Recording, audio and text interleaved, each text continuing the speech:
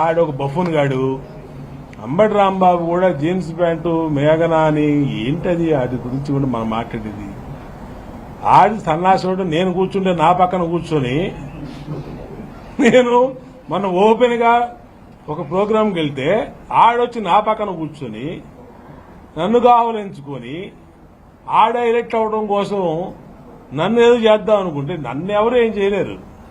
నేను ఉన్నదన్నట్టు సీక్రెట్ గా ఇలాగా రూమ్ లో మాట్లాడలా, ముసుగేసుకుని మాట్లాడలా, ఓపెన్ గా మాట్లాడా. ఆడి పొందండి ఎన్ని సొల్లు నా కొడుకాడు. అది ఎందుకు నా పార్టీలో నా నాయకుడు దృష్టిలో నేను పడుతుంది ఎప్పుడు ఉంటా. 24 గంటలు 24/7 365 days ఉంటా నేను.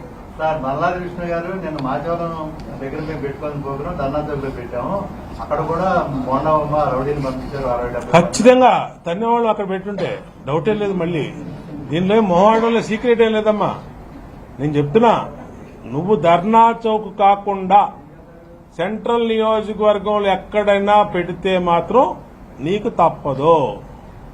మొహవాడేం దీంట్లో మళ్ళీ ఆడు చెప్పాల్సిన నేనే చెప్తున్నా.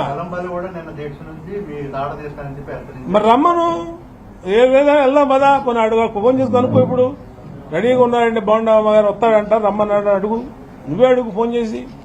రమ్మంటే ఇప్పుడు వెళ్దాం పని తీసేమను. సీఎం చంద్రబాబు కలిసిన తర్వాత మీలో ఒక ఫైర్ మొదలైంది. నేను ఎన్ని కాదమ్మా, నేను 100 మాడతా, 45 నిమిషాలు మాట్లాడా. 100 విషయాలు ఉంటాయి.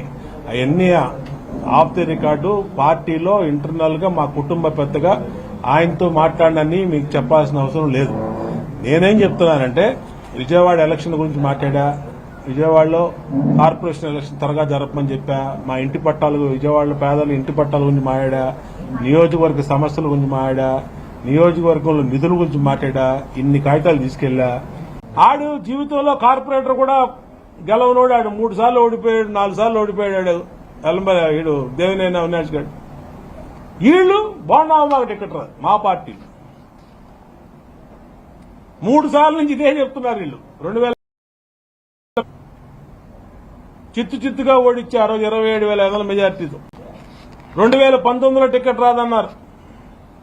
ఆడెవడికి వస్తుంది, ఈడెవడికి వస్తుంది అని చెప్పి బయలుదేరారు సంచులు వేసుకుని. ఆడు లేడు, ఈడు లేడు. మళ్ళీ బోండామాకు వచ్చింది. ఆ రోజు 97 ఓట్లతో గెలిస్తే మార్చి 25 ఓట్లతో ఓడిపోయామని చూపించారు. అయినా పర్లా, ప్రజల్లో ఉన్నాం. మేమే వెళ్ళి ఇళ్లలో పడుకోవాలా ఓడిపోయామని. 2024లో జోకర్ గాడిని పంపించారు నా మీదకి, పశ్చిమ నియోజకవర్గం. ఈ జోకర్ గాడు బుడుగు అంటూ వచ్చాడు. ఎగురుకుంటా వచ్చి నేను అది ఇది డామ్ డూమ్ డిష్ అన్నాడు. ఏమైపోయాడు? మీరే మీడియానే సాక్షి. ఈ టీవీ 9లో తెగ బ్రేకింగ్లు వేశారు ఆడి మీద. అసలు మామూలు కాదు. చుక్కలు, సూర్యుడు, చంద్రుడు, భూమి బద్దలైపోయింది అన్నారు. ఏం బద్దలైపోయింది?